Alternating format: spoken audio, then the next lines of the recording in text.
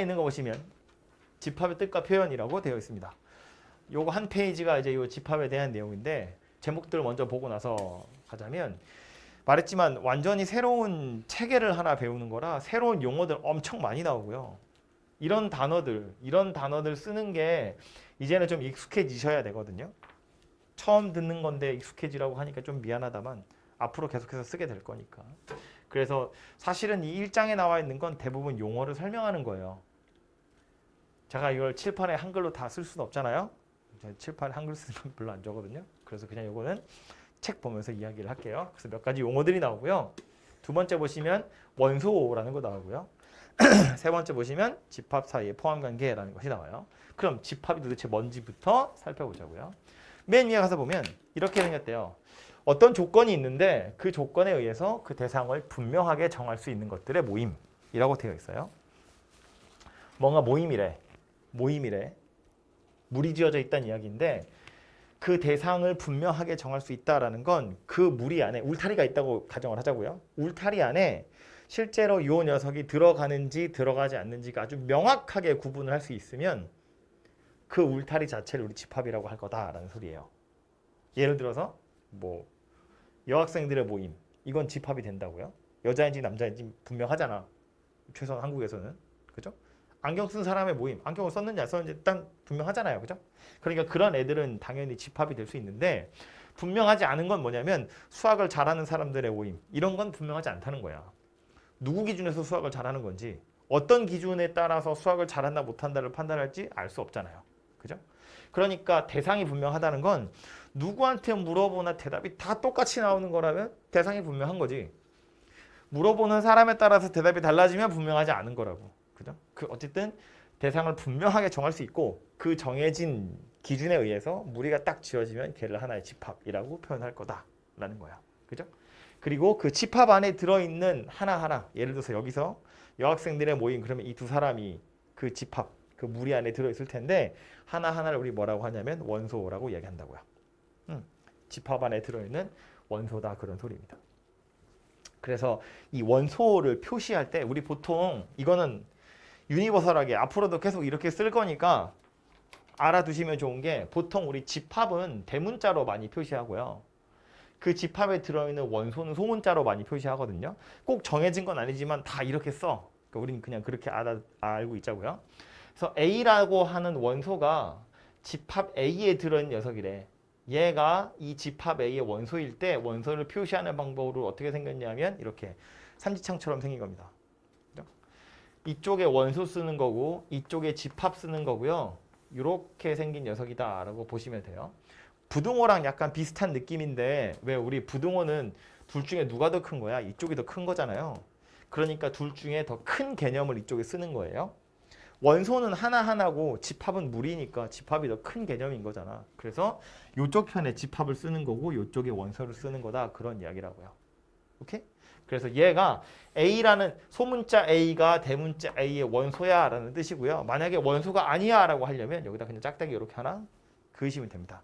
어차피 원소인지 아닌지는 아주 명확하게 구분할 수 있을 거기 때문에 이거 아니면 이거 둘 중에 하나가 될 거다 라는 거고요.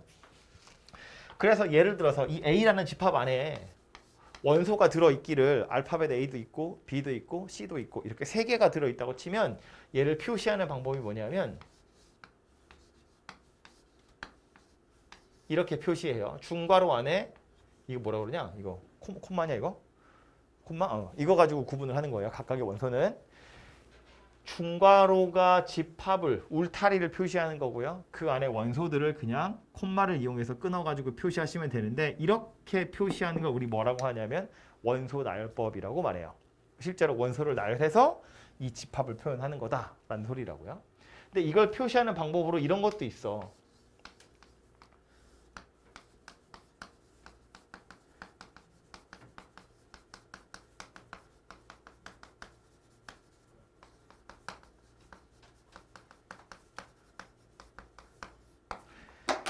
원소가 무엇인지를 말로 설명하는 거야.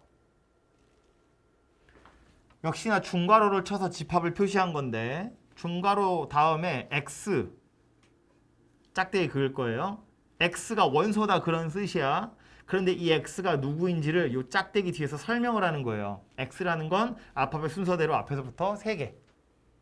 그럼 이걸 쳐다보고 우리는 아 A랑 B랑 C랑 소리구나 라고 알아들을 수 있잖아요. 그죠? 이렇게 집합을 표시하는 걸 가지고 우리 뭐라고 하냐면 조건 제시법이라고 한다고요. 그죠? 얘랑 얘는 둘이 같은 집합을 이야기하는 거거든요. 서로 같은 집합이 무엇인지에 대한 것도 원래 정의가 있긴 있어요. 근데 그거 나중에 얘기할 건데 어쨌든 언뜻 보면 얘나 둘이 똑같은 거라는 걸 알 수 있잖아. 그죠? 얘는 그냥 원소를 나열한 거고 얘는 그 원소에 해당하는 걸 조건을 제시하는 거다라는 건데 이렇게 표시하는 게 우리가 눈으로 보기에는 훨씬 편해요. 그래서 가능하다면 이렇게 표시해서 문제 푸는 게 좋긴 한데 이렇게 표시하는 것이 불가능한 경우들이 있거든요. 예를 들면 뭐 B라는 집합은 자연수 전체야. 그러면 다 쓸 수가 없잖아요. 그죠? 개수가 몇 개인지 알 수 없으니까.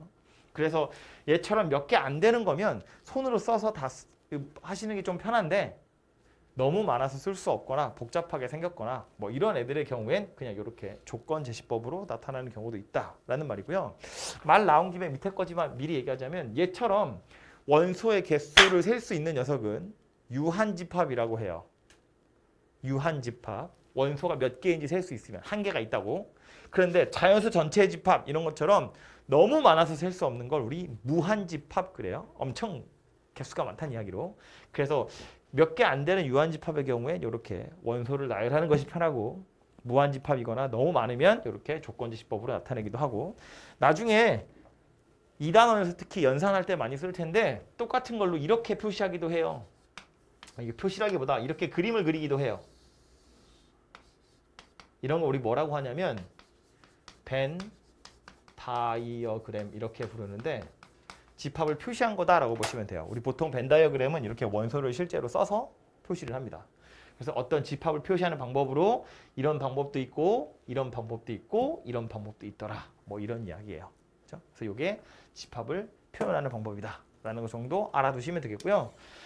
밑으로 내려가서 원소의 개수 나왔는데 집합의 원소의 개수라는 건 방금 말한 것처럼 그 안에 원소가 몇 개 들어있는지 셀 수 있는지 셀 수 없는지 이런 것들에 따라서 그냥 이름이 달려있는 건데 이거 가지고 여러분한테 막 물어보는 거야. 야 이게 유한집합이니 무한집합이니 뭐 이런 거 잘 안 나와요. 예제 문제로 있긴 있는데 그게 여러분 학교 시험에는 안 나올 거라고. 너무 뻔한 거라서. 그냥 제가 막 설명하던가 여러분이 문제 풀면서 필요한 기본 지식이기 때문에 그냥 용어로 설명하는 거예요. 개수가 정해져 있어. 유한계라고. 개수가 정해져 있잖아. 엄청 많아요. 무한계라고. 그런데 개수가 없을 수도 있잖아요. 그런 걸 가지고 우리 뭐라고 하냐면 공집합이라고 해요. 원소가 하나도 없는 집합도 있을 수 있거든요. 예를 들어서 뭐 해야 되냐? 잠깐만. 여기서 안경 낀 여학생의 모임. 그러면 여학생도 있고 안경 낀 사람도 있지만 안경 낀 여학생은 없잖아요. 그럼 201호에서 안경 낀 여학생의 모임 그러면 그게 집합이 아니냐? 집합이긴 해요. 구분이 명확하잖아.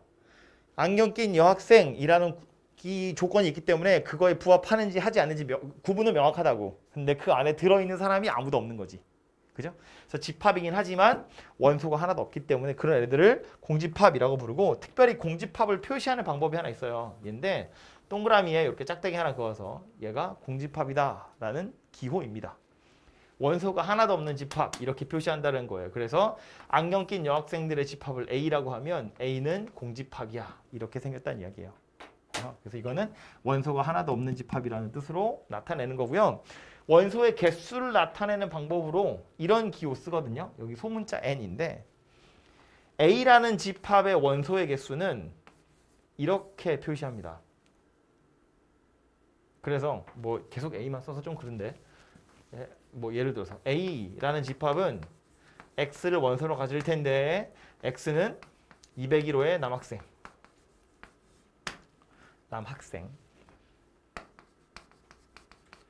이렇게 생겼다고 치면 NA는 얼마라는 이야기예요? 3이다 그런 이야기라고요. 남자 3명이니까. 그죠? B라는 집합은 X야. X는 안경 낀 사람. 그러면 NB는 얼마다? 얘도 안경 낀 사람 3명이네요. 3. 이렇게 생겼다는 이야기예요. 그죠? C라는 집합 X는 마스크 낀 사람 라고 하면 이건 나까지 해서 총 6명이네요. 그죠?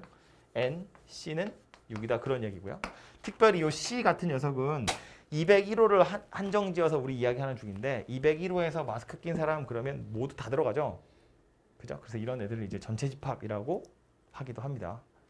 있을 수 있는 애들 다 뽑아서 만들어 놓은 전체. 그게 전체 집합이다라고 생각을 하시면 돼요. 그래서 이건 이제 요 n이라는 기호는 원소의 개수를 나타내는 표시다라는 거 하나 기억해 두시고요. 밑으로 내려가서 부분 집합 이야기가 나오는데 이 부분 집합은 뭐냐면 수리학당 입장에서 학원 전체 입장에서 보면 201호는 하나의 집합이에요. 그죠? 우리는 하나의 집합이라고 이 방에 딱 들어있는 거잖아요. 이 안에서 우리는 또 다른 집합을 만들 수 있어요. 아까 이야기했던 뭐 남학생, 안경 낀 사람 이런 거 다 우리 안에서 또 집합인 거잖아. 수리학당 안에서 201호는 집합이야. 그 안에서 또 집합을 만들어낼 수 있거든요. 물론 그 안에서 또 집합을 만들어낼 수도 있고. 그래서 이 부분 집합이라는 건 뭘 얘기하는 거냐면 서로 약간 말만 따져보자면 그냥 우리 안에 일부분으로 만들어낸 또 하나의 집합이다 이렇게 이해를 하시면 되는데 물론 실제 부분 집합의 정의는 이런 거예요. 집합 두 개가 있는데 A에 들어있는 원소 전부 다 B에 똑같이 들어있으면 이건 A가 B의 일부분이다. 즉 부분 집합이다. 이렇게 이야기하는 거예요. A라는 집합을 201호 X는 201호 남학생 이렇게 볼 거고 B라는 집합을 X는 수리학당 다니는 학생 이라고 하면 A에 들어있는 원소는 이 남자 3명인데 얘네들 전부 다 수리학당에 다니고 있는 학생 맞는 거잖아. 그죠? 그러니까 A에 들어있는 원소들이 모조리 다 B에 들어있기 때문에 A는 B의 부분집합이다 라고 말할 수 있고 그때 기호는 이렇게 생긴 녀석을 쓰게 될 거다라는 거예요. 이거 아까 부분집합 아니 원소랑 약간 비슷한데 원소를 표시할 땐 소문자에 대문자에 요 둥그런 거에 짝대기가 하나 더 있었거든요. 요거는 이쪽에 원소가 오는 거고 여기에 집합이 오는 건데 이 짝대기 없이 이렇게 생긴 거 이게 이 부등호를 약간 동그랗게 쓴 거예요. 이렇게 생긴 녀석이면 이제 얘가 얘의 부분집합이다. 둘 중에 누가 더 큰 거라고요? 얘가 더 큰 거라고요. 부등호처럼 생겼잖아. 그죠? 그래서 이 녀석이 더 큰 녀석이다라고 할 수 있는데 이 부분집합이라는 건 좀 특별하게 헷갈리는 녀석이 하나 있어요. 헷갈리는 지점이 있어. 그게 뭐냐면 만약에 A랑 B랑 둘이 딱 똑같다고 쳐보자고요. A랑 B랑 둘이 똑같은 거야. 우리 안에서 생각해보면 남학생들의 집합, 안경 낀 사람의 집합 둘이 똑같거든요. 남자애들만 안경을 꼈어. 그 남학생의 집합이랑 안경 낀 사람의 집합은 A 집합을 남학생, B 집합을 안경 낀 사람이라고 해보면 A는 B의 부분집합이 맞아요. A에 들어있는 원소는 B에 다 들어있거든. 남자애들은 전부 다 안경을 꼈으니까. 마찬가지로 B에 들어있는 원소도 A에 다 똑같이 들어있거든요. 안경 낀 애들은 다 남자애들이거든. 그죠? 그러니까 A 집합에 들어있는 원소 다 B에 들어있는데 거꾸로 B에 들어있는 애들도 A에 다 들어있다는 거야. 그럼 이 두 개를 이용해서 우리는 뭘 알아낼 수 있는 거냐면 A라는 집합과 B라는 집합이 완전히 똑같다는 소리구나 라는 걸 알 수 있다는 거예요. 서로 같은 집합이라는 건 그래서 이렇게 받아들이시면 돼요. 우리 입장에서는 그냥 들어있는 원소가 다 똑같다는 이야기구나. 그러니까 둘이 같은 집합이구나. 인데 책에서 정의하기로는 어떻게 했냐면 A가 B의 부분집합이고 B가 A의 부분집합이면 얘네들이 같은 거야. 이렇게 설명을 하고 있다고요. 그죠? 그래서 서로 같은 집합인지를 찾을 때 혹시 문제에서 물어봐서 찾을 때 원소를 찾아낼 수 있으면 찾아서 비교하는 거 당연히 괜찮아요. 근데 그것뿐만 아니라 이렇게 해서 서로 같은 집합인지도 파악해 볼 수 있다. 뭐 그런 이야기입니다. 아시겠죠? 그래서 이게 서로 같은 집합 이야기고요. 마지막에 나오는 건 이제 부분 집합의 개수를 세는 건데 여기서부터가 이제 뭔가 산수하는 거예요. 갑자기 숫자가 하나 나오잖아요. 그죠? 부분 집합의 개수를 센다는 건 뭐냐면 부분 집합은 아까도 말한 것처럼 전체 집합에서 몇 개를 뽑아서 그 일부분으로 또 집합을 만드는 거거든요. 이거 약간 경우의 수 같은 건데 제가 경우의 수 같은 걸로 설명을 할게요. 예를 들면 이런 건데 우리 지금 5명이 앉아 있거든. 학생 1, 학생 2, 학생 3, 학생 4, 학생 5 이렇게 5명의 학생이 전체 집합이에요. 우리 보통 전체 집합은 대문자 U로 표시합니다. 그래서 이렇게 5개의 원소를 가진 전체 집합이 있는데 이걸 가지고 부분 집합을 만들어 볼 거다라는 소리예요. 그럼 그 부분 집합을 만들어 보면 이 5명을 가지고 조그만 울타리를 하나 쳐서 이 안에 얘네들을 넣을 수도 있고 뺄 수도 있다 그런 이야기거든.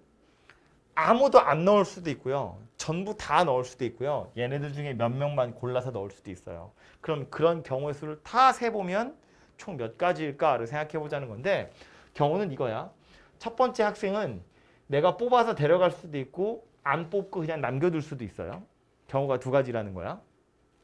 두 번째 학생도 마찬가지. 내가 뽑아서 여기다가 부분 집합에 집어 넣어줄 수도 있고 넣지 않을 수도 있고요. 세 번째 학생도 마찬가지로 이 안에 들어갈 수도 있고 들어가지 않을 수도 있어요. 얘도 마찬가지, 얘도 마찬가지. 이 각각의 학생들 전부 다 지원아 부분 집합에 넣을 수도 있고 넣지 않을 수도 있다 그런 이야기야. 각각이 다 2가지 경우씩을 가지고 있어요. 그래서 얘 2가지 경우들을 전부 다 곱해서 만드는 거예요. 그래서 원소가 5개죠.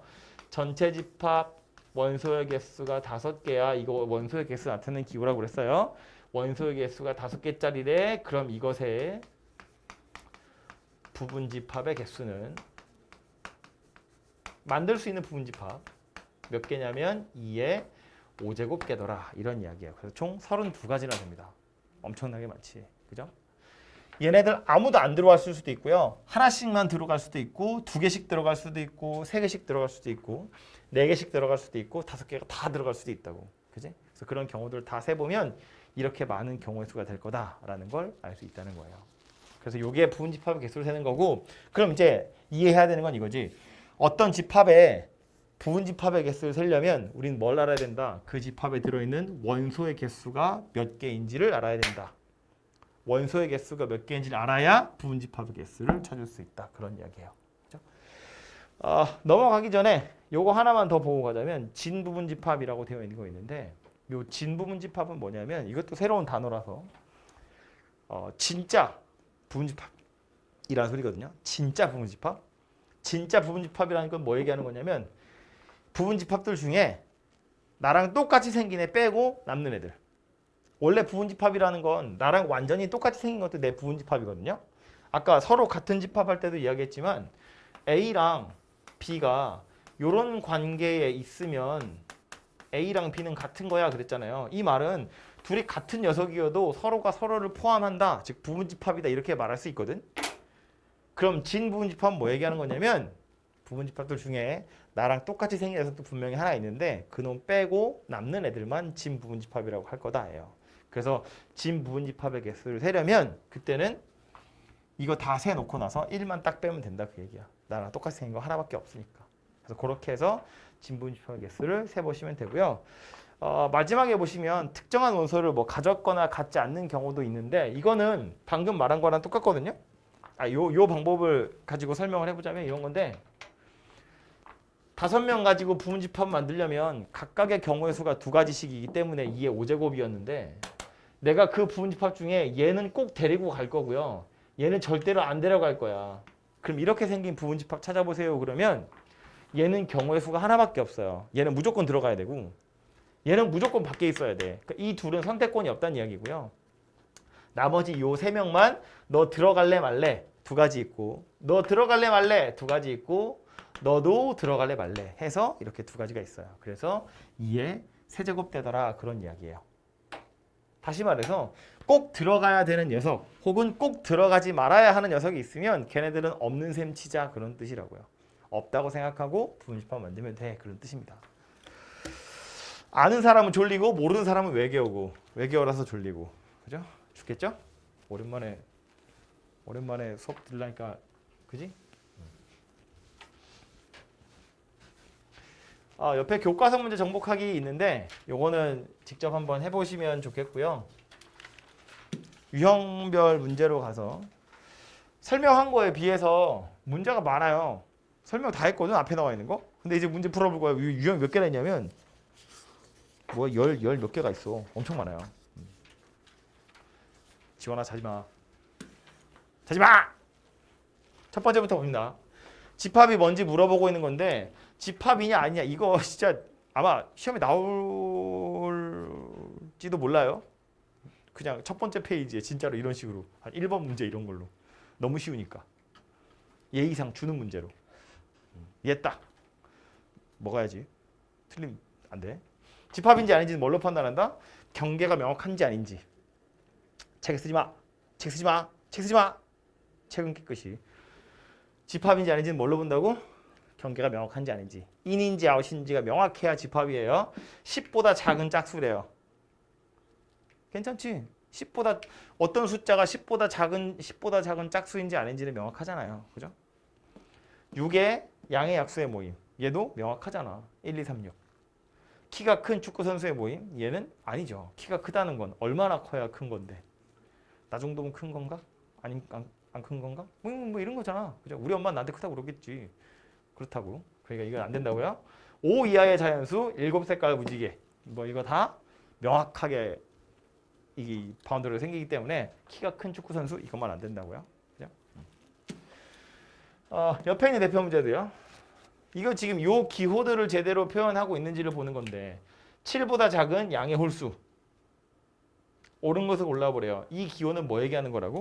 0이 A의 원소냐라고 물어보는 건데 0은 A의 원소가 아니지. 왜냐하면 A는 누구라고요? 7보다 작은 양의 홀수라고요. 그죠? 꽝이에요. 3은 A의 원소가 맞죠? 4는 아니야. 그게 틀렸죠? 5는 원소가 맞아요. 틀렸어요. 그래서 7보다 작다고 그랬기 때문에 7은 포함이 안 됩니다. 그죠? 그래서 요 기호에 따라서 제대로 알고 있는지를 물어보는 거고요. 요거보다 좀 더 재밌는 건 여기가 없구나. 저 뒤에 있군요. 다음으로 가서 오른쪽 그림과 같이 벤 다이어그램에 나타난 집합 A를 조건 제시법으로 바로 나타낸 것입니다. 참고로 혹시나 싶어서 얘기하는데 이걸 조건 제시법으로 나타내는 방법은 무수히 많아요. 무수히 많아요. 왜냐면 이런 이 중에 답을 하나 골라보면 원소가 지금 4, 8, 12, 16이거든요. 나열을 해보면 4, 8, 12, 16 이렇게 4개인데 그럼 이 중에 조건 제시법으로 어울리는 게 누구인지는 어떻게 찾아야 되냐면 이 각각의 원소들을 실제로 생각을 해보는 거야. 이거 원소는 1, 2, 4, 8이니까 안 되죠. 이거 원소는 1, 2, 4, 8, 16이니까 안 돼요. 얘는 16 이하의 2의 양의 배수니까 2, 4, 6, 8, 10, 10이라서 안 돼요. 다르잖아요. 20 이하의 4의 배수는 4, 8, 12, 16, 20까지니까 안 돼요. 그래서 이 녀석 4, 8, 12, 16 그래서 얘가 답이거든요. 그래서 얘를 20보다 작은 4의 양의 배수야 이렇게 말할 수도 있는데 좀 다르게 표현할 수도 있다는 이야기야. 내 마음대로. 뭐 사실은 똑같은 얘기지만 이렇게 써도 돼요. x가 원소인데 x는 4k야. k는 1, 2, 3, 4. 뭐 이렇게 생긴 거야.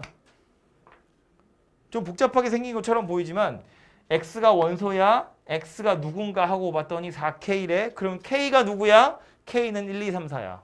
k에 1 집어넣으면 4고요. 2 집어넣으면 8이고 3 집어넣으면 10이고 4 집어넣으면 16이거든. 이렇게도 표현할 수 있다고요.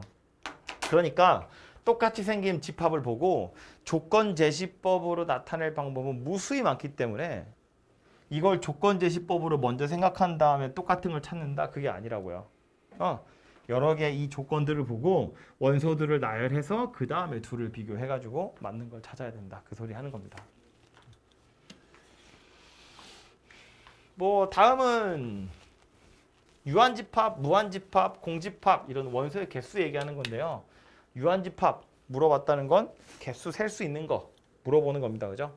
1번 보시면 땡땡땡이니까 얘는 영원히 간다는 이야기예요. 아니고요. 자연수 엄청 많겠죠? 요 안에 들어있는 자연수 몇 개예요?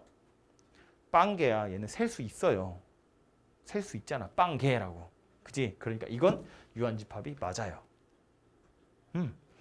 개수를 셀 수 있으면 유한집합인데 얘는 빵개니까 셀 수 있잖아. 그죠? 4번은요. 0보다 크고 100보다 작은 4의 배수래요. 몇 개지? 쉽지만 어쨌든 셀 수 있잖아. 그죠? 7보다 큰 홀수 엄청 많겠지.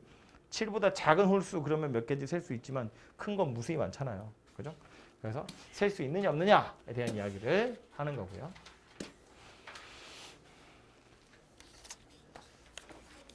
다음 넘어와서 요 기호 얘기 때문에 나오네요. 그죠? NA와 NB.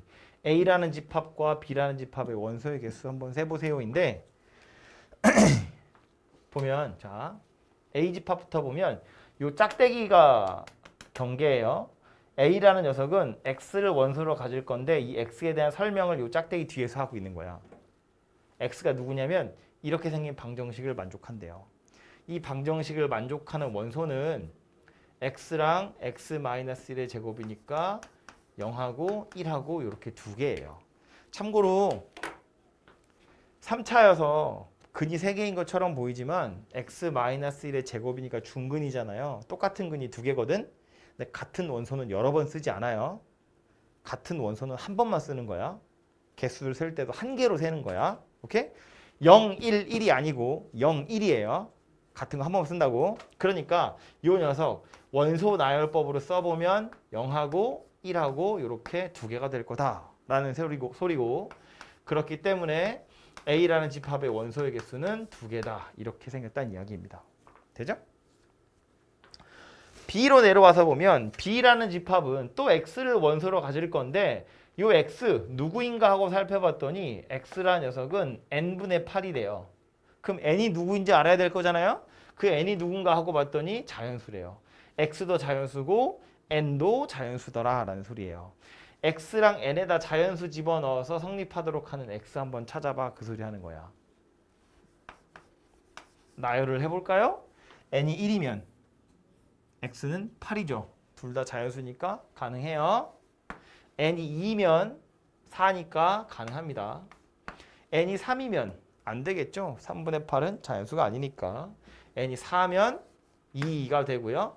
5, 6, 7 다 안 되고 8까지 되죠. 그래서 이 사실은 X 곱하기 N이 8이다 그런 소리니까 양의 약수 찾으세요랑 똑같은 말이에요.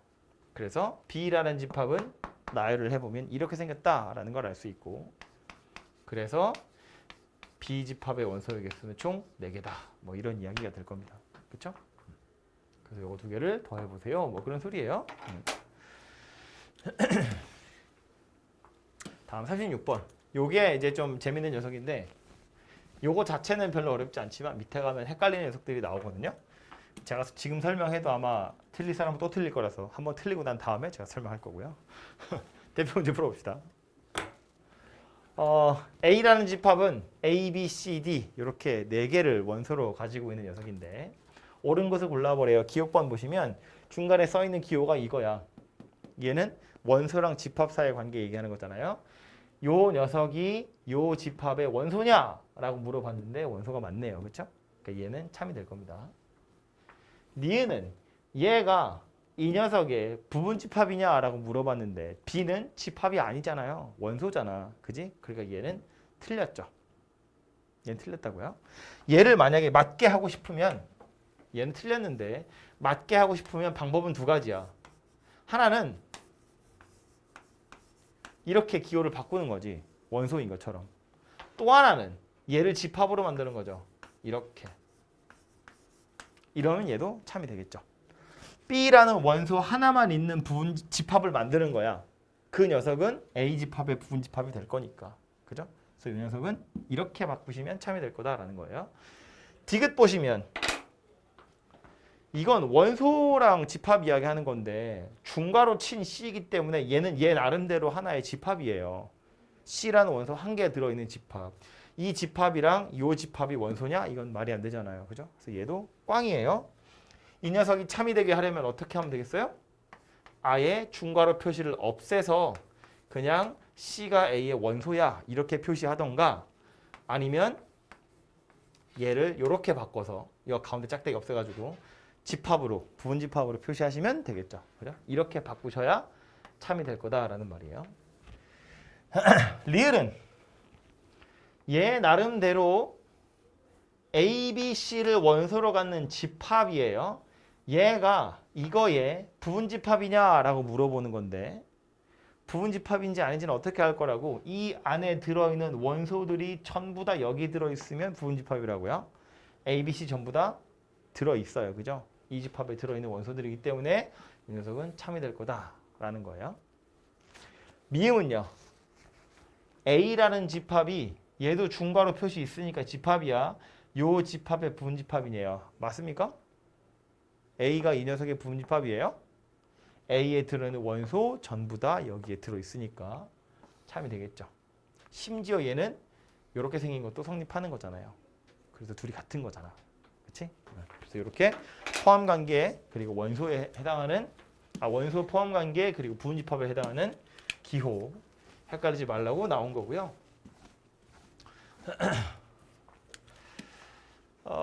40번도 해본 사람은 너무 아무렇지도 않은데 처음 하는 사람은 조금 헷갈리는 지점이 있기 때문에 이것도 같이 설명을 좀 하고 갈게요. A라는 집합은 0, 1, 2라고 원소가 나열되어 있어요. 그러니까 저거 3개니까 끝났어요. B라는 집합은 누구를 원소로 갖냐면 X 곱하기 Y라는 걸 원소로 갖는다는 거야. 짝대기 앞에 있는 게 얘니까. X 곱하기 Y를 원소로 가질 건데 그럼 X랑 Y가 누구인지 알아야겠죠? 뒤에 가서 보니까 X는 A의 원소란 이야기고 Y도 A의 원소다 그런 이야기예요. 다시 말해서 A에 들어있는 원소 2개를 꺼내서 그 2개를 곱한 값을 B가 원소로 가질 거야 라는 소리야. 그럼 이걸 나열을 해보면 크기 순서대로 제일 작은 건 0부터 가겠죠. 그 다음은 1이 될 거고 그 다음은 2가 될 거예요. 그 다음 4까지 가능해요. 그죠? 이게 겹치는 숫자는 한 번만 쓴다 그랬잖아요. X랑 Y에 누가 나오느냐는 경우가 엄청 여러 가지 있을 거거든. 뭐 0, 1이 나올 수도 있고 0, 2가 나올 수도 있고 0, 0이 나올 수도 있어. 얘네들이 다르다는 얘기 없으니까 같은 거 나와도 돼요. 0, 0이든 0, 1이든 0, 2든 다 곱하면 0이야. 그래서 0 한 번만 쓰는 거예요. 1, 1이면 1 나오는 거고요. 1, 2 그러면 2 나오는 거지. 뭐 그 다음 또 누구라고? 2, 2 이렇게 생기면 4까지 나올 수 있다는 이야기예요. 그죠? 나오는 경우는 6가지나 되는데 그거 다 쓸 필요 없이 값만 몇 개 딱 골라서 쓰시면 된다 그런 이야기예요. 0을 여러 번 쓰는 건 아니다 그 소리라고요. 그래서 요 녀석이 집합 B에 해당하는 거고 C라는 집합은 누구를 원소로 가졌다고? X 더하기 2Y를 원소로 가졌다고요. X랑 Y가 누군가 하고 봤더니 A에 들어있는 원소들이래요. 헷갈리니까 써볼까요? X하고 Y가 가질 수 있는 값을 옆으로 써보면 X도 0, 1, 2 중에 하나를 가질 수 있고 Y도 0, 1, 2 중에 하나를 가질 수 있거든요. 그랬을 때 X 더하기 2Y라는 녀석의 값은 X가 0이고 Y도 0이면 0이에요. X가 1이고 Y가 0이면 1이고요. X가 2고 Y가 0이면 2예요. 이로 내려와서 X가 0이고 Y가 1이면 0이고 1이니까 2이고요. X가 1이고 Y가 1이면 3이네. X가 2고 Y가 1이면 4 이렇게 생겼고요. 밑으로 내려가서 보면 0하고 2니까 4, 그 다음은 5, 그 다음은 6 이렇게 생겼어요. 그래서 가능한 경우는 이렇게 9가지나 있지만 이 중에 겹치는 건 여러 번 쓰지 않을 거기 때문에 작은 숫자부터 나열해 보면 0하고 1하고 2, 3, 4, 5, 6 해서 이렇게 7개의 원소를 가지게 될 거다라는 걸 알 수 있어요. 그럼 이렇게 다 나열해 놓고 나서 보면 부분집합 포함 관계를 찾아낼 수 있죠. 누가 제일 작으냐면 A가 제일 작을 거고 그 다음 B고 그 다음 C니까 부등호 표시라고 생각해 보면 이렇게 생긴 순서라는 걸 알아낼 수 있겠네요. 그죠? 그래서 사실상 이렇게 조건제시법으로 나타나 있는 걸 원소 나열법으로 표현해 보시면 알아낼 수 있다. 그런 이야기고요. 다음 43번. 이것도 집합 기호가 나와서 그렇지 사실은 부등식 할 때 우리 다 하던 거거든요. 보시면 B가 A의 부분집합이 되도록 이에요. 참고로 B는 X를 원소로 갔는데 X가 0하고 3 사이야 그랬으니까 1하고 2인가 보다. 아니야. X가 자연수 혹은 정수라는 조건이 없기 때문에 이 안에 들어있는 실수 전체라고 보셔야 돼요. 그러니까 B라는 집합은 무한집합이에요. 개수를 셀 수 없어요. 그죠? 그러니까 이건 원소 나열해가지고 비교하는 녀석이 아니라고요. 그럼 어떻게 해야 돼? 수직선에 나타내야 돼. 수직선에 표시해야지. 그죠? 수직선에 B라는 녀석을 먼저 표시를 해보면 B라는 집합은 0에서 3 사이래요. 여기가 0이고 여기가 3이야. 요 안에 들어있는 녀석이 B예요. 아이고 가다 말았어. 얘가 B예요. 근데 뭐라고 했냐면 B에 들어있는 게 A에 다 들어있었으면 좋겠대. 둘 중에 누가 커야 된다고요? A가 더 커야 된다고요. A라는 녀석은 여기서부터 여기 사이에 들어있다고 그랬거든. 그럼 A가 더 커야 한다는 이야기니까 이런 식으로 생겨야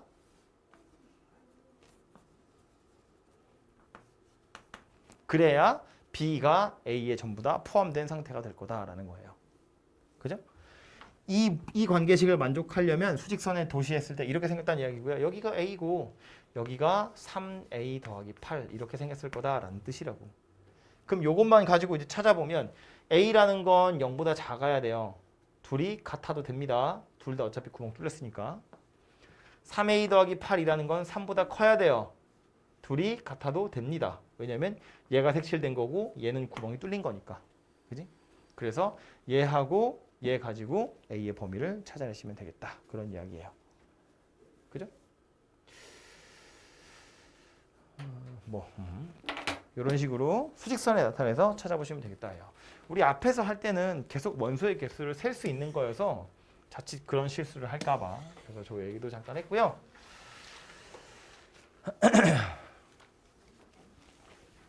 다음 47번. 뭔가 새로운 개념에 대한 이야기를 계속하는 중이라 좀 지겹죠? 막 산수하는 것도 아니고 답이 나온 것도 아니고 그렇다니까 그런가 보다 싶은데 정말 그런 건가 싶기도 하고. 그죠? 보시면 A라는 집합은 X를 원소로 가질 건데 X는 8보다 작은 홀수래요. 얘는 유한집합이야? 무한집합이야? 졸리니까 물어봐야겠어. 유한집합이야? 무한집합이야? 이거요. 개수를 셀 수 있다. 그지? 8보다 작은 홀수 몇 개야? 몇 개야? 4개요. 왜 몰라?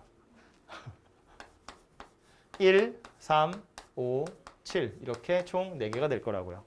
그죠? 그러니까 얘처럼 몇 개 안 되고 셀 수 있는 녀석은 이렇게 나열을 해놓고 나서 생각을 해보자고요. 와서 보면 동그라미 1번 공집합은 A의 부분집합이냐 라고 물어봤는데 이거 공집합을 나타내는 기호라고 했어요. 공집합 의미하는 거 뭐라고? 아무것도 없는 거. 원소가 아무것도 없는 집합, 비어있는 집합이라는 뜻이거든요. 참고로 공집합을 나타내는 건 이렇게 표시하기도 하는데 이렇게 표시하기도 해요. 중괄호 안에 정말 아무것도 안 써요. 얘도 공집합을 나타내는 기호거든요. 근데 이 녀석은 기억해 두세요. 모든 집합의 부분집합이에요. 공집합은 모든 집합의 부분집합이에요. 누구나 다 이걸 가질 수 있다고. 아까 말했잖아. 우리 가지고 부분집합을 만들 때 안경 낀 여학생이라는 부분집합 만들 수 있어요. 비어 있어서 그렇지. 안경 낀 여학생이 없으니까. 안경 안 낀 남학생 공집합이야. 그죠? 우리의 부분집합이긴 하다고요. 그래서 1번 맞는 이야기고요. 2번은요. 1357 A의 부분집합이에요. A 자체가 1357이야. 그러니까 얘가 이것의 부분집합이다 라는 말은 참이 되겠죠. 그죠? 둘이 똑같아도 부분집합 되는 거니까. 세 번째 거 원소가 하나뿐인 A의 부분집합이 총 4개네요. 원소 1개짜리 만들어 보래. 그럼 누구란 이야기예요? 이런 거 찾으라는 거야. 1 아니면 이런 거 5 아니면 7 이런 거. 총 4개 있는 거잖아요. 그죠? 원소가 4개 있기 때문에 원소 1개짜리인 부분집합도 당연히 4개 있을 수 있어요. 원소 2개짜리인 거 찾아보래. 이게 몇 개 있냐? 이게 경우의 수 세는 방법이 원래 있거든요. 우리는 아직 안 배웠으니까 손으로 셉시다. 1, 3, 5, 7 이렇게 4개 있거든. 이 4개 중에서 2개 뽑는 거야. 경우는 하나, 둘, 셋, 넷, 다섯, 여섯. 이렇게 6개 있어요. 순서대로. 됐죠? 이렇게 해서 요거 고정시켜 놓고 하나, 둘, 셋, 끝났고 요거 고정시켜 놓고 넷, 다섯, 그리고 여섯. 6개라고. 그러니까 얘도 많은 이야기죠. 그럼 원소의 개수가 3개짜리인 건 몇 개 있는 거예요? 하나, 둘, 셋, 4개 있는 거지. 그죠? 그래서 얘는 4개가 될 겁니다. 아, 참고로 나중에 어차피 경우에서 할 때 다 할 얘기라서 미리 하나만 얘기하고 자면 3번에 나와 있는 원소가 하나뿐인 A랑 5번에 나와 있는 원소가 3개뿐인 A, A의 부분집합. 부분집합 만들 때 총 4개 가지고 부분집합 만들 건데 원소 1개짜리 부분집합을 만드는 경우의 수랑 원소 3개짜리 부분집합을 만드는 경우의 수는 당연히 똑같아요. 왜 똑같을 수밖에 없냐면 1개짜리를 만들겠다는 건 울타리를 쳐서 한 놈만 들어가세요거든요. 그럼 울타리 밖에 누가 남을 거냐면 3개가 남을 거잖아. 원래 총 4개 있었는데 부분집합 하나짜리 만들면 남는 건 3개라고. 그럼 주인공을 바꿔서 3개짜리 만드세요. 그럼 얘네들이라고 얘기하면 되거든. 그러니까 원소 1개짜리 만드세요나 원소 3개짜리 만드세요나 경우의 수는 똑같을 거다라는 소리예요. 그죠? 뽑아서 데려가느냐 남겨놓느냐 이런 차이인 거니까. 그죠? 그래서 이건 나중에 경우의 수 할 때 다시 한번 얘기하도록 하고요. 50번 가봅시다. 몇 개 안 남았어. 집합이 2개 나와 있는데 A라는 집합은 원소가 1과 A와 4래요. 저렇게 3개고요. 저렇게 3개로 써 있다는 건 A가 1이나 4는 아니란 뜻이야. 겹치는 건 여러 번 안 쓴다고 그랬어요. B라는 녀석은 1이랑 B제곱이랑 B제곱 마이너스 1 이렇게 3개가 원소래요. 그런데 뒤에 뭐래? A랑 B랑 둘이 똑같대요. A랑 B랑 둘이 똑같대요. 서로 같은 집합 뭐 얘기하는 거다? 얘가 얘의 부분집합이고 동시에 얘가 얘의 부분집합이다. 아니면 어차피 원소 나열되어 있으니까 이렇게 생각하는 거야. 여기 들어있는 원소들 다 얘네들이랑 하나씩 매칭이 되더라. 그런 이야기라고요.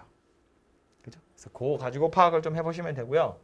그래서 1하고 1은 이미 하나씩 매칭이 돼버렸으니까 해보면 A하고 4가 있는데 A랑 B제곱이 같으면서 4랑 B제곱 마이너스 1이 같은 경우 이런 경우도 있을 수 있고요. 아니면 반대로 A가 B제곱 마이너스 1이랑 똑같고 4가 B제곱이랑 같은 경우도 있을 수 있어요. 그죠? 그래서 이 경우는 이렇게 두 가지인데 이제 B도 자연수라는 조건 때문에 이 녀석 따라가야겠죠. 이렇게 해야 B는 2가 될 수 있거든요. 이렇게 해버리면 B는 루트 5라는 무리수가 될 거기 때문에 얘는 안 된다고요. 그래서 요거 따라와서 B는 2가 될 거고 A는 3이 값이 되겠네요. 3이라는 값이 되겠네요. 그죠? 그래서 이런 얘기 없었으면 사실은 2개가 다 가능하겠지만 이거 버리려고 B가 자연수라는 얘기 나왔으니까 이 녀석 골라가지고 해결을 해보시면 되겠다. 그런 이야기예요.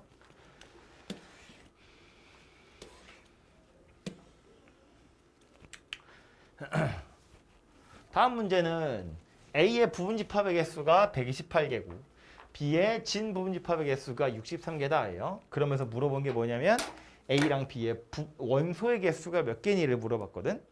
애초에 부분집합의 개수를 세는 방법은 원소의 개수를 먼저 찾는 거야. 2의 n제곱 그랬잖아요. 그죠? 학생이 5명 있었다고 원소가 5개 있었다고 이걸로 부분집합을 만들면 2 곱하기 2 곱하기 2 곱하기 2 곱하기 2 그래서 2의 5제곱이었거든요. 그러니까 A의 부분집합의 개수가 128이라는 건 참고로 128은 2의 몇 제곱이죠? 2의 거듭제곱수는 이제 외워야 돼요. 이제가 아니라 사실은 이미 외웠어야 하는데 2의 거듭제곱수 정도는 이제 툭 치면 나올 정도는 돼야 돼요. 여기까지가 5제곱이에요. 64, 128, 256, 512, 1024. 여기가 10제곱이에요. 이거 10개는 외우고 있어야 돼. 푹 치면 나와야 돼. 이게 제 머릿속에 어떤 이미지로 남아있냐면 도움이 될지 이미 외웠으면 됐고요. 혹시 잘 안 되면 요 정도까지는 되잖아요. 그죠?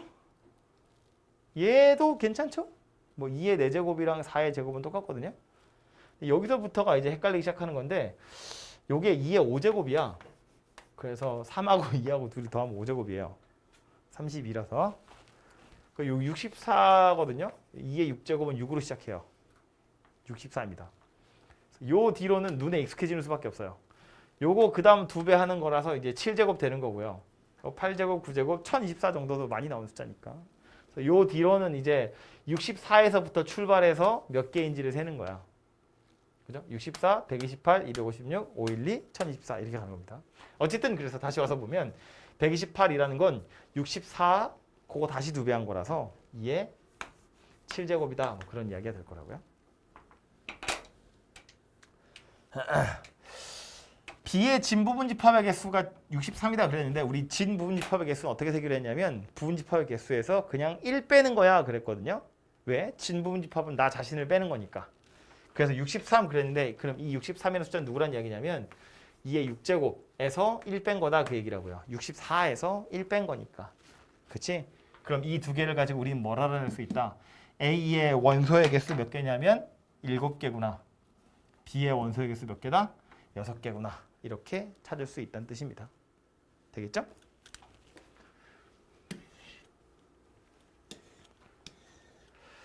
다음은 58번.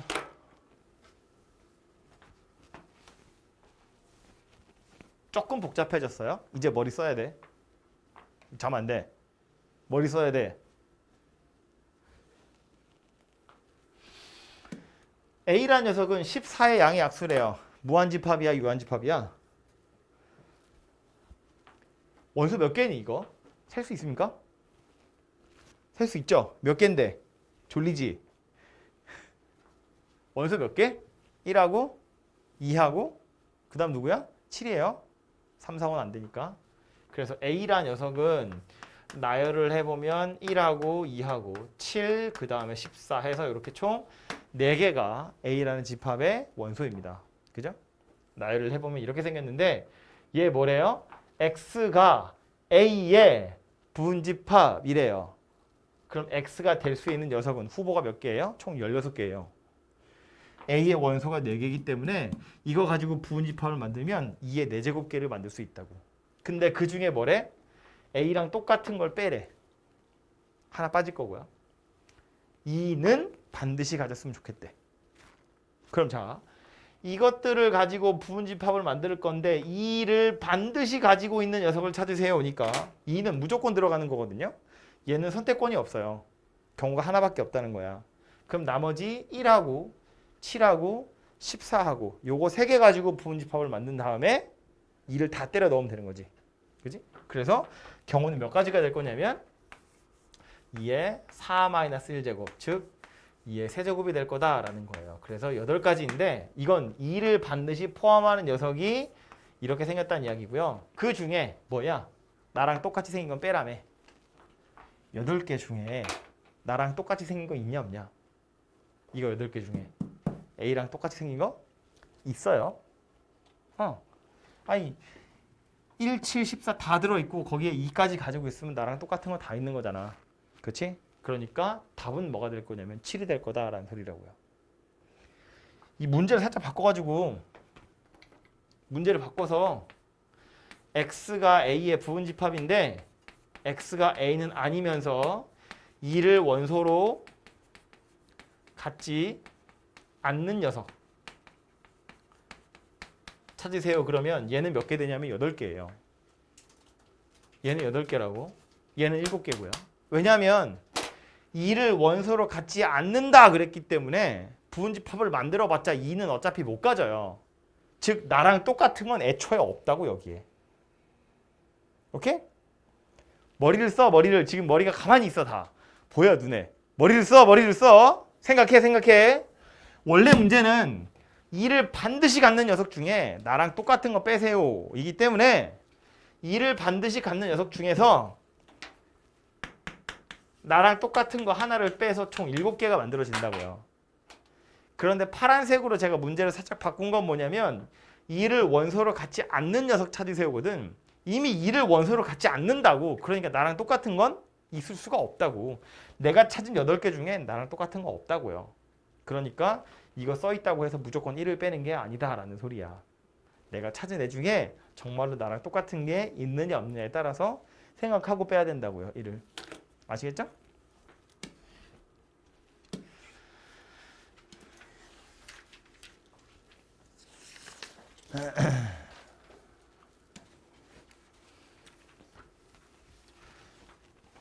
마지막에 나와 있는 요 2개도 어려운 거 아니라서 요거는 하고 갑시다.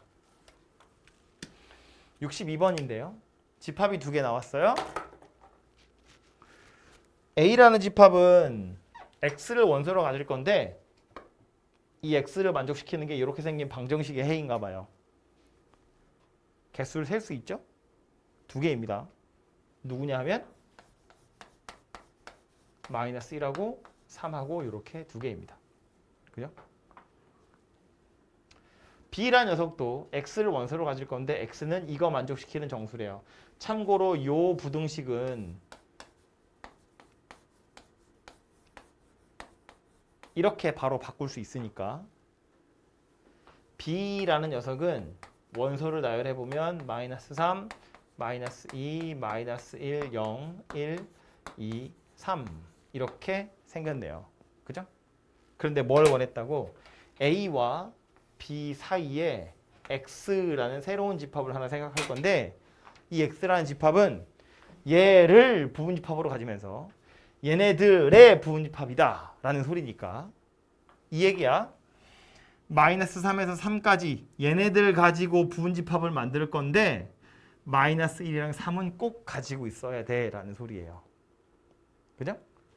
이것들을 얘네를 부분집합으로 가지고 있다는 건 이미 x가 마이너스 1이랑 3은 꼭 가지고 있어야 돼 그런 소리잖아. 그지?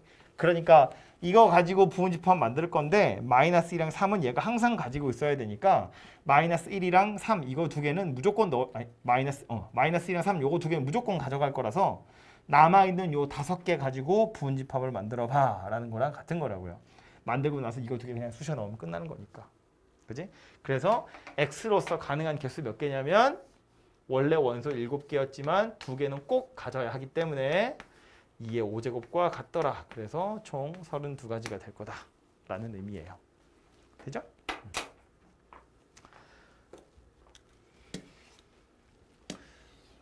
바로 옆에 있는 것도 66번 오늘 해야 될 마지막 문제예요.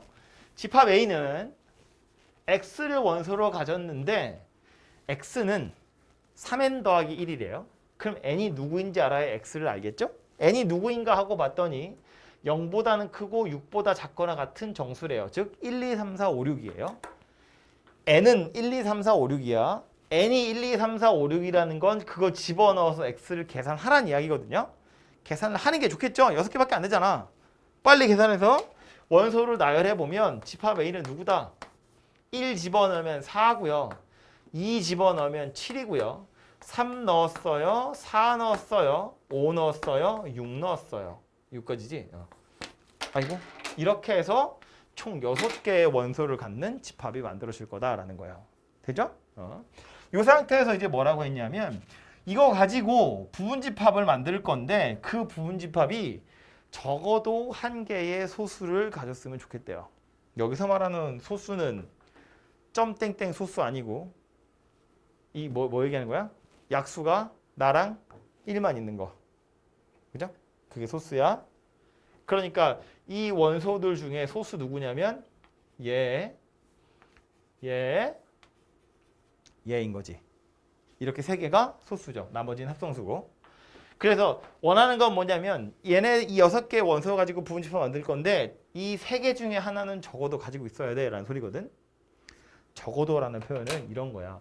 저거 셋 중에 하나만 가지고 있어도 되고요. 저거 셋 중에 2개 가지고 있어도 되고요. 저거 3개 다 가지고 있어도 돼요. 그거 찾으라는 거야. 그지? 그럼 원래대로 정방향으로 풀려면 정면 돌파를 하려면 1개짜리인 거 다 찾아야 되죠. 2개짜리인 거 다 찾아야 되죠. 3개짜리인 거 다 찾아서 둬야 되거든요. 근데 그거보다 더 편한 건 뭐예요? 전체에서 하나도 같지 않는 경우를 빼자 그런 이야기라고. 그지? 적어도라는 걸 봤을 땐 그렇게 해결할 생각을 하면 돼요. 적어도 한 개를 가졌대. 한 개인 거, 두 개인 거, 세 개인 걸 다 찾는 게 뭐 어려운 건 아니지만 귀찮으니까 어떻게 할 거다. 전체 경우.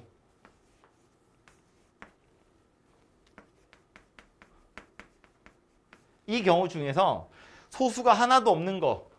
합성수로만 이루어진 부분집합의 개수 몇 개냐면 총 8개겠죠. 2의 세제곱. 소수 없는 거.